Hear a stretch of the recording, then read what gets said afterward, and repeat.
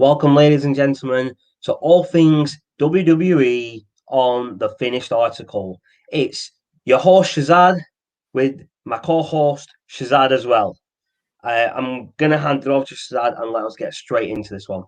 What's happening, peeps? How's everyone doing? Hope everyone's having a good weekend. And guys, we're on the road to WrestleMania, and we're covering NXT Stand and Deliver. So I don't know if you got a glimpse of our night one review, but if you haven't seen that, please do go check that out. That's an awesome review that Shaz covered in my absence due to some technical issues. But guys, I'm live. My sexy face is back, and let's go. So, guys, my guy. Where do I start? We had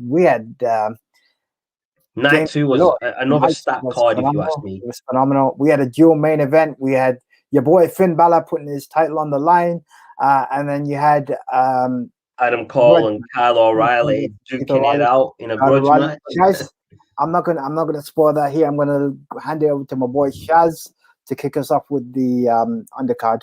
Over it, bro. So we started off with the pre-show, the number one contender match for the tag team titles. I didn't even know this match was happening. I wasn't even going to watch the pre-show, to be fair. So it was your boys Breezango versus Drake Maverick and Killian Dane. Now, before I get into it, Killian Dane and Drake Maverick is just a stupid pairing. It's not funny that, Killian Dane bullies him around, throws him around, and stuff like that. But, that's just my take on it. Killian Dane and Drake Maverick took the win, beating Breezango, which I think was wrong. I think Breezango should have gone for the titles there should have been number one contenders because it would have been a better match against MSK. But I'll throw that one over to Shaz and let him give your thoughts on that, Shaz. Mate, I don't know where to start with this one, bro. I mean, for me, I thought this was just embarrassing. As you mentioned, this was just filler. For some reason, on the pre-show, they had nothing else better to do than just chuck these two teams against each other randomly. This is basically like myself and Shaz trying to put together a podcast and saying, you know what, I haven't got anything to do, so I'm going to put together the stupidest thing I can think of. And unfortunately, WWE is just gone and done that. Now, a bit of take. I mean, if they were going to do a number one contenders match for the tag team titles, they could have had Imperium in the match. They could have had other tag teams in the match. Yeah, yes, and all three of the tag teams were in the tag team title match the night before for the vacant tag team titles. But I'm sure they could have got some other up and coming tag teams like High Rise. They could have been in it. There was a lot of other teams that could definitely have been in this match. WWE dropped the ball. They could have done a tag team turmoil. They could have done a tag team gauntlet match. They could have done anything to crown number one contenders, but they just put two random teams together for no reason and then put the worst team over possible. Exactly. Just add a bit of context to what Shaz has said. So practically for pretty much the early part of this match, Drake was being carried by Killian Dane.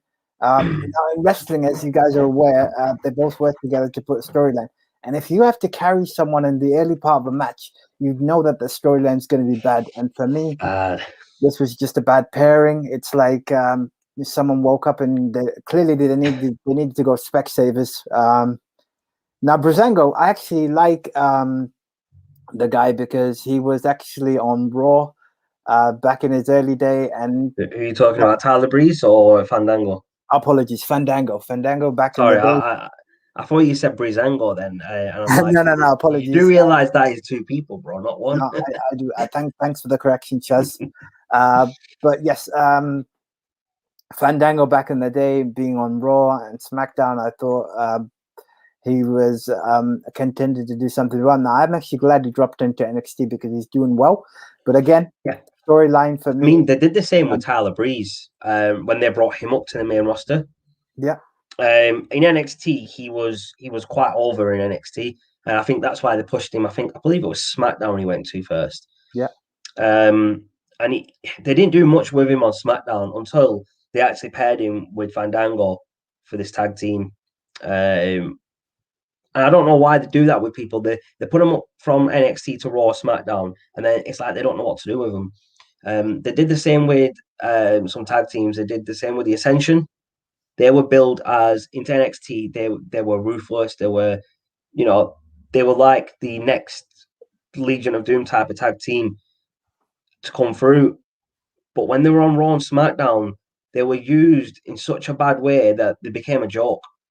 Yeah, no, And again, they did the same with Authors of Pain. They absolutely destroyed NXT then too, with Paul Ellering as their manager. Then they got pushed up to Raw, and they lost Paul Ellering as their manager, and they got Drake Maverick as their manager for a little bit. And it's like Raw didn't know what to do with them as a tag team, even though they could have pushed. Is it Akim and Rezar? They were, I think, Akim and Rezar. They could have pushed them the way that they pushed Brock Lesnar. I mean, have you seen the size of these guys? No, that's what I mean. So I just could want have to jump pushed in them as beasts like Brock Lesnar into the tag team division, and it would have just been mad. Jump in on that. So I actually agree with everything you've just said in terms of the Authors of Pain and Razor. For me, I thought they were a phenomenal pair, and I just think that again it goes back to things we've talked about in past WWE videos. Oh yeah, just poor storyline, poor utilization of talent, understanding the storyline, and it is definitely. You're not wrong at all, my friend. Yeah. I'm going to jump on to the next match, a match that I was looking forward to. Jordan Devlin versus Santos Escobar for the undisputed Cruiserweight Championship in a ladder match. The way that they built this was quite good. Jordan Devlin actually won the Cruiserweight Championship just before the lockdown, I believe, last year. Yeah. He came over from NXT UK, won the Cruiserweight Championship, but then he wasn't able to travel back to US to defend it. WWE put the title on Escobar, and Devlin's come back. No one beat me. I'm still the champ. What's going on? They come to blows on NXT. Shawn Michaels comes out, throws him a ladder. Shawn Michaels did it best with Razor Ramon, unifying the Intercontinental title in the same way. Shawn Michaels obviously was off TV as the tag champ. When he came back, Razor Ramon was tag champion. They duked it out WrestleMania 10, I think it was, in a ladder match. And that was how the ladder match was born. But yeah, this match was unbelievable. I'm not even gonna lie. This match was just unbelievable. The only thing I didn't like is they had Raul Mendoza and Joaquin Wild run down, just as Devlin was about to win the title. So that for me was a bit of a sore point in the match for me. I thought they were playing well. Now I can understand you have interferences from stablemates or people that are close to you, but I just think in this match they didn't. It wasn't needed. They shouldn't have done it because it's gonna hinder him as champion, because Escobar did end up winning with. I mean, I believe he headbutted Devlin off the top of the ladder and he smashed through another ladder, and that's how he won. But I mean, some of the stuff that happened in this match, like Devlin doing a moonsault off the top of a ladder onto Escobar, that was just mental. I don't think I've ever seen anyone do something like that before in the WWE. No, I agree. I mean, for me, I just want to talk to something I touched upon in a previous video with yourself. So in terms of pairings, I thought that these guys were quite awkward.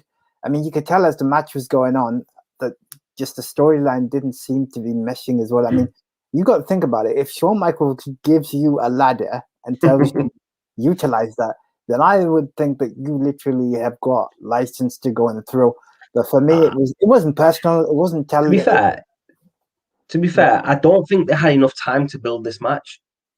I know obviously Devlin couldn't travel due to restrictions because of the COVID-19 situation in the UK and America and everything, but they should have held back. They should have kept him in the UK, defending the Cruiserweight Championship there, and Escobar defending it here, and then them meeting up further down the line at a takeover to unify that title, unify the title, because they would have had more time to build it up. Now, Jordan Devlin has held that title for about 400 days. Quite a lot of it, yes, was during lockdown when he couldn't defend it. And Escobar, I believe, held it for about 300, and obviously carrying on with it. Yeah. But yeah, that match was a brilliant way to start off night two. There was a lot of good stuff in that match that I don't think other matches that on that card after it could top. like the Spanish Fly off the ladder, the moonsault from Jordan Devlin off the top of the ladder, and some of the other crazy stuff that those two did. But yeah, I'll let Shaz go through some of the other matches. So moving on, we've got the NXT Tag Team Champions, Women's Tag Team Champions, Shotzi Blackheart and Ember Moon versus The Way. And actually, I actually enjoyed this match. So as you can imagine, it started with Candice LeRae and Linda Hart getting stuck in straight away at the bell. I thought Ember Moon got the tag, and for me, I actually like her as a wrestler. I think she's got a lot going for her. I know that it didn't work out well for her on Raw when she was there, so it's good that she's come down and trying to build a character up again. And just for me, I thought this was end to end, and I'm glad that Blackheart and Moon defended their titles. Yeah, no, exactly. Another good match on the card. I mean, it's just a shame it came after the ladder match, because I think the ladder match would have overwhelmed everybody. And then you've got the women's tag team title match straight after it, which probably didn't do much for the women's tag team titles. Yeah. Yes, it was a good match for the tag team titles. As Shaz said, back and forth. The champions retained. I don't think there was much that I can remember from this match. I don't think it was a memorable match. But it did what it needed to do on the card. It came after the ladder match, and it kept people entertained. That's and that's what we need at the end of the day.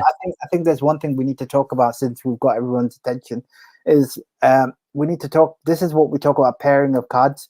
So if you know you've got a phenomenal match that's going to get someone's attention, you don't put something like this after because it's not going to get the exactly. And that's what I said. The ladder match was a brilliant way to start the show, but the ladder match should have been before the core main events.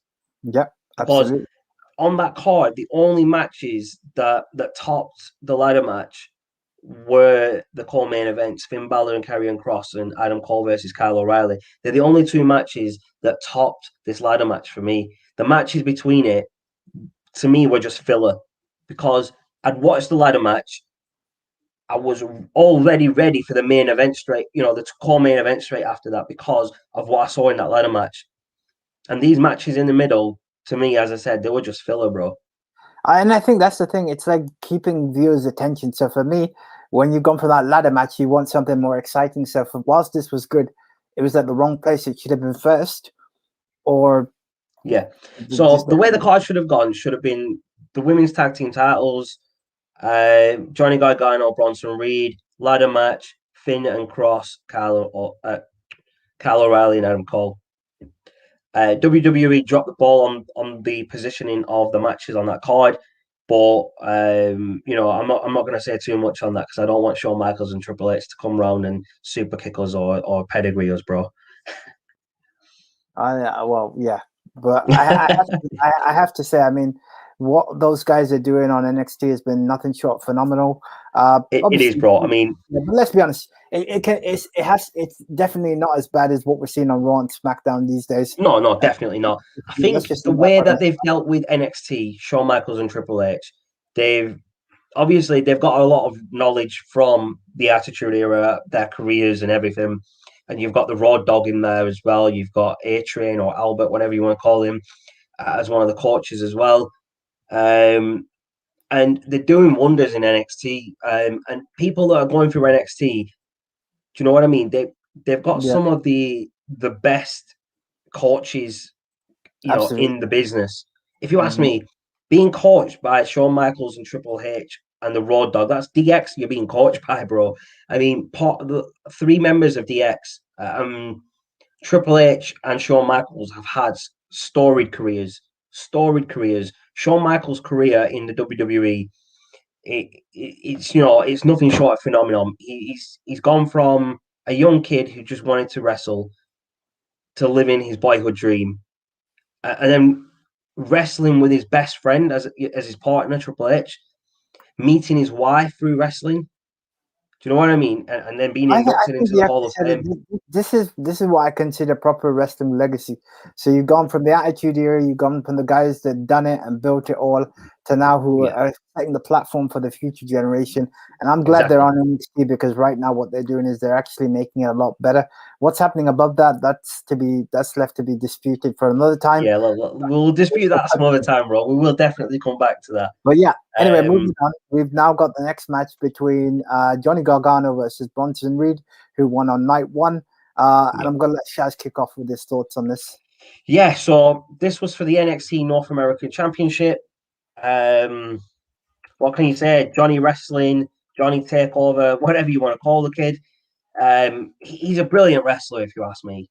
I think Johnny Gargano, when he was part of DIY with Tommaso Ciampa, was one of the best tag teams NXT had. Breaking him up, I think was good and bad. So the bad, DIY are no longer there. They were a brilliant tag team. You could see the chemistry between them as a team. The good, they've both gone on to better things. They've both been NXT champion. They've both gone on to, better themselves in the ring. They've had better, some great matches after. Now, what I actually thought Bronson Reed was going to win this match. I had a feeling, but Gargano taking the win was brilliant. It's he's Sure. been North American champion for a while. Let me ask you this. Do you see Gargano moving up after this, or do you still see him staying in NXT? To me, moving from NXT to Raw or SmackDown isn't a move up. And I'm not saying that it's a move down either. What I'm saying is Raw, SmackDown, and NXT are the three brands in WWE. That the sooner people realize that NXT isn't development, the better. Yes, NXT has a lot of development talent. Yes, most people who sign for WWE go through to NXT, but a couple of people like I think AJ Styles skipped NXT, and a couple of other people haven't been through NXT. They just jumped straight to the main roster, like Gallows and Anderson, and Shinsuke. No, Shinsuke was actually in NXT, but to me, NXT isn't a stepping stone to Raw and SmackDown. To me, NXT is WWE. I prefer watching NXT to watching Raw SmackDown. I would rather watch a takeover than any WWE pay per view, including WrestleMania. Now, saying that, Stand and Deliver, and then you've got WrestleMania this obviously today and tomorrow. Stand and Deliver won't be topped by WrestleMania. No, I'm telling you that now. WrestleMania will not do better than what TakeOver has done. And that's because they've got these people behind NXT like Shawn Michaels, like Triple H, the Road Dogg, A-Train, and there's loads of other coaches there. I don't see WrestleMania being better than TakeOver at all. But what's your take on this match, Shaz? Sorry, I've gone off topic there, bro. Sorry. No, that's fine. But what's your take on Johnny Gargano and Bronson Reed, bro? I got to be honest with you. Pretty much like you covered in the last video. I really wasn't interested in this match. For me, it was like an appetizer that was just boring and dry. This was the appetizer before the core main events. Because Gargano should have been the ladder match. Yeah, because Gargano for me, I knew was going to win it because the way the storylines are already set up, I thought he's going to win it. Good match in terms of how it actually played out, but not really surprised by the end result. It's almost like I wasn't really surprised about the end result. I was expecting Bronson Reed to win, but seeing Gargano keep hold of the title, I've got no problems with that. Now, moving on to the core main events. The first match of them two was the NXT Championship. Finn Balor as the champion going in against Karrion Kross, who is still undefeated in NXT. Yeah. Now, to me, this should have been the main event. It shouldn't have been before Kyle O'Reilly and Adam Cole, but I'm not going to go into too much on that. This match was, how do I put it? This match did nothing for Finn Balor. If you watch the match, this was all Karrion Kross showing his power. Karrion Kross showing his resiliency against Finn Balor. And the finish was just subliminal, man. It was just like, what was that? I think from that He kicked out of the perspective, coup de grace.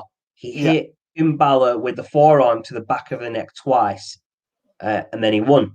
I mean, how to say Finn Balor has been in all these matches against Pete Dunne, Kyle O'Reilly, Adam Cole, and all the other people that he's beat on his way to this match, and the moves that he's kicked out of in those other matches, and everything that he's done to come up and face Karrion Kross, and then get beat the way he did. Do you know what I mean? That's done nothing I for mean, Finn Balor. The for me, only thing I can see from this for Finn Balor would be that he goes from NXT to Raw and SmackDown and goes for the Universal Championship or the well, WWE Championship. I think just to tie what you just said. So thanks for summarizing that. For me, I think you've just got to look at it this way. As you said, it wasn't going to do anything for Finn Balor. As we all know, Finn Balor dropped down from the main roster, I believe it was last year, to take on Adam Cole to inject a bit of life into NXT. And for me, this was Sorry, right? It wasn't. I don't think it was to face Adam Cole. no, I think the apologies, not to title. face Adam Cole, but the storyline that Yeah, United back. he came from Raw and SmackDown, and he came back to NXT. He came back home, as everyone says, Yeah, and he's done I mean, wonders for his career since he's come back. all I say is that Karrion Kross never really lost the title in the first place. Of course not. In the leadership. So I think this was just basically passing the mantle back onto him because they needed to fight.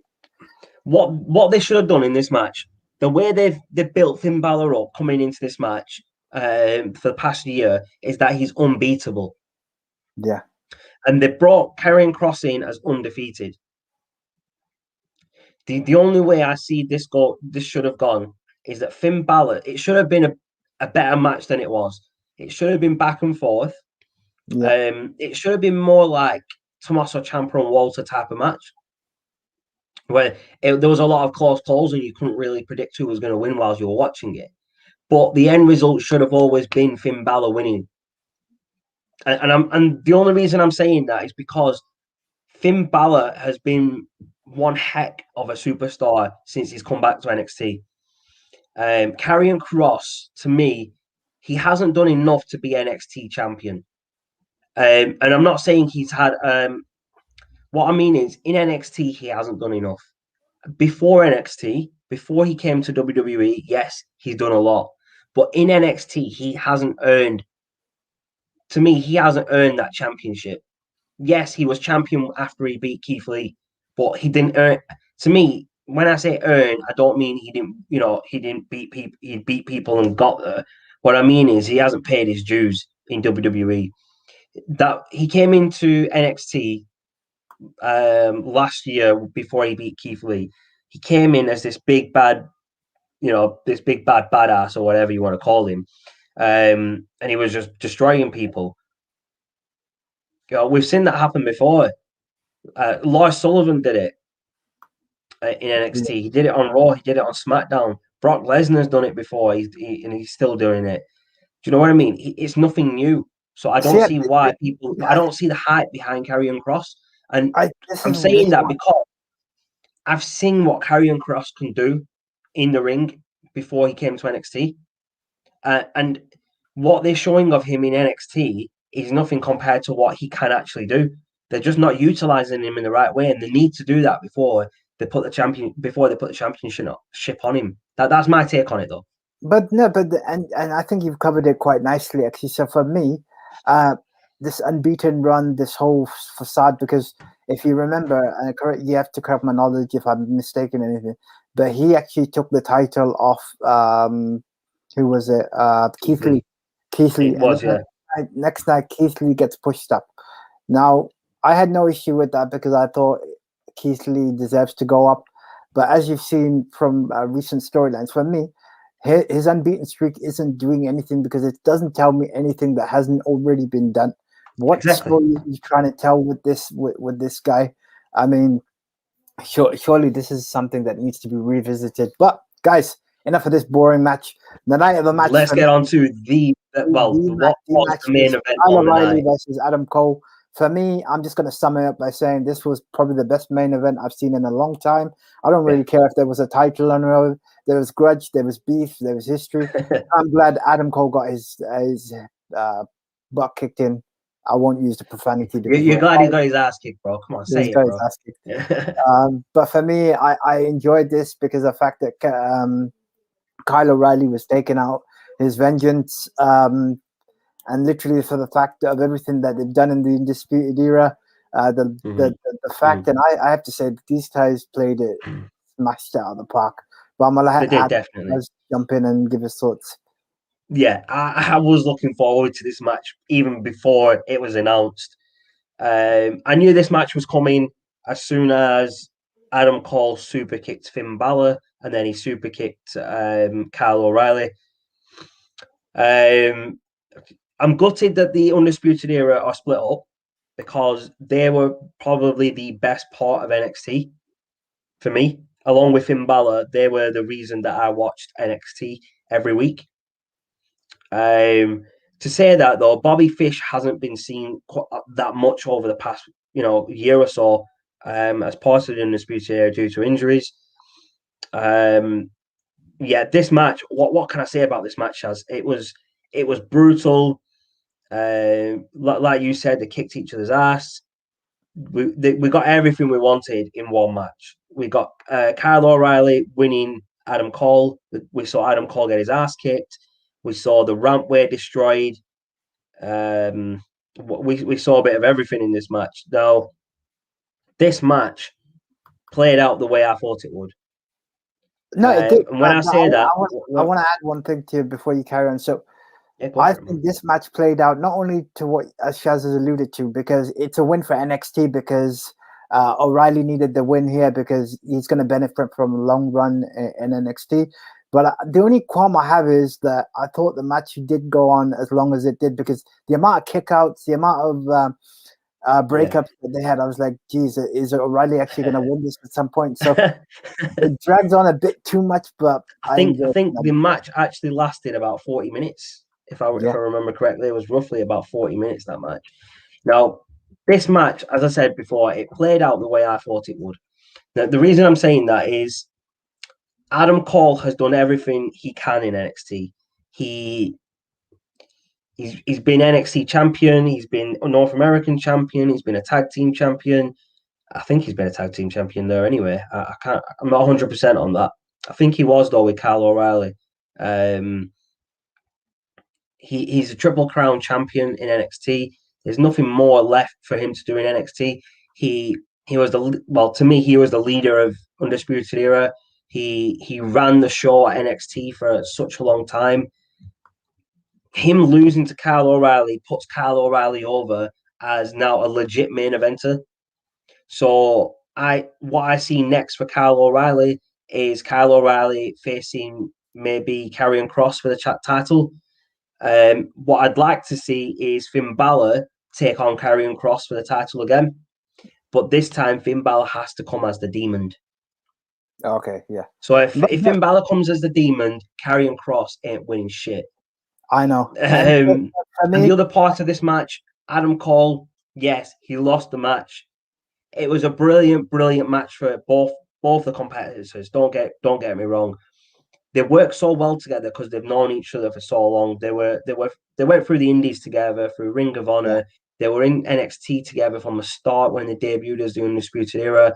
Roderick Strong wasn't even part of the Undisputed Era when Kyle O'Reilly, Bobby Fish, and Adam Cole debuted.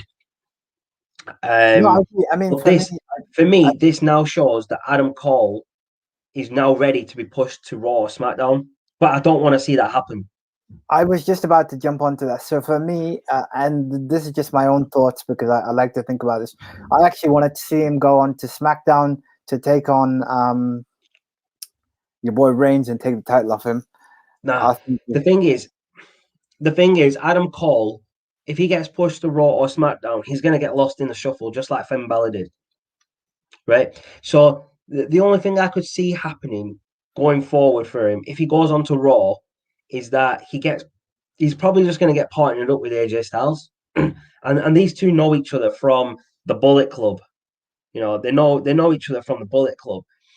as well as Finn Balor. He was part of the Bullet Club as well. Now, yeah, I mean, I want to see Adam Cole go to Raw first, if anything. If he's going to get pushed to Raw SmackDown, I want to see him on Raw. And that's because I want to see him. I want to see the match AJ Styles versus Adam Cole.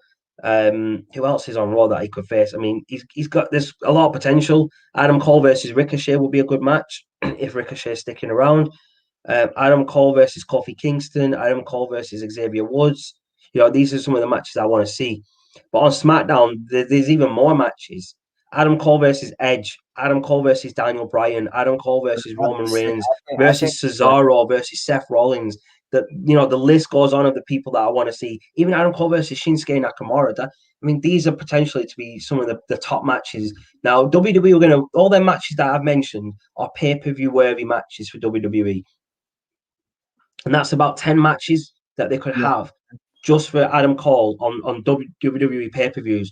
But WWE are going to be stupid and they're going to shove half of these matches down off Raw on Raw and SmackDown every other week. That's the problem I have with WWE. They don't save matches. Like, I don't even know how to compare it to other things, bro. It's just WWE is a shambles right now. They need to get. I don't think it's Vince McMahon. Yes, Vince is part of the problem, but he's hired these writers. The writers that he's hired. Who's managing the writers? That's the question we need to ask. Who's managing the writers? Because those writers must be being looked after. And someone must. They all go back to Vince. So Vince has the last say. But some of the writers have never been in the wrestling industry. These writers, that some of them have actually been writers for TV shows. And that's where the problem lies. WWE isn't a TV show. WWE isn't a soap opera. WWE is sports entertainment. Yeah, exactly. Yeah. So you've got, I know Paul Heyman does help out on one of the shows. I think it's SmackDown. You've got Vince, Stephanie, Bruce Pritchard, Michael Hayes. But these are some of the writers that I remember seeing. And the other writers I've never even heard of, being, whatever. I just don't feel WWE have the right writers. In the creative team is just, it's Bruce Pritchard, Dana Warrior. I think, is that the Ultimate Warrior's wife? I don't know. Who's that? What's she even doing it as a writer? Road Dogg is actually a writer on NXT, and Shawn Michaels, they're the two NXT writers. Which is why NXT turns out so well, as opposed to Michael Hayes. He's vice president, creative writing and booking, just for Raw and SmackDown. There's lead writer for SmackDown is Ed Koskey. I've never even heard of him. Senior Vice President, Creative Writing and Operations is Christine Lubrano. Never heard of her. Executive Director, Bruce Pritchard. Do you know what I mean? These people need to go. Some of these people need to go. They need to bring in proper writers. Now, I'm not going to go into too much on this because we're actually supposed to be talking about NXT TakeOver, bro. I am going to do another video with you, Shaz, with my co-host here, about the quality of the writing in WWE. Exactly, yeah. And the reason I'm going to do that is because, like I've just mentioned, that some of the writers need to go. Well, I've been saying this for time now, that I'd message Shaz and be like, "What have I just seen?" It's like, okay, let's give you a good example. So we won't cover this too much, but we know WrestleMania is coming, or it comes every year, and it's coming tonight. Yeah. And I can just predict that half these matches are gonna go the same way that they will always go, because there's no excitement behind it. But guys, we won't touch on too much of that now. Thank you very much for tuning in. It's been a pleasure to be host for you for night 1 and 2. Hope you've enjoyed being with us. Please leave a like, subscribe, and comment below. And we'll look forward to covering more content for you going forward. But until then, take it easy. Yep. As Shaz says, thanks everyone for tuning in to All Things WWE. Follow the show on all social media under the hashtag All Things WWE. Hit the subscribe button, hit the like button, and leave your comments on what you think. As I said, we will be doing more WWE content over the coming days. So thanks everyone for tuning in, and until next time, thank you very much.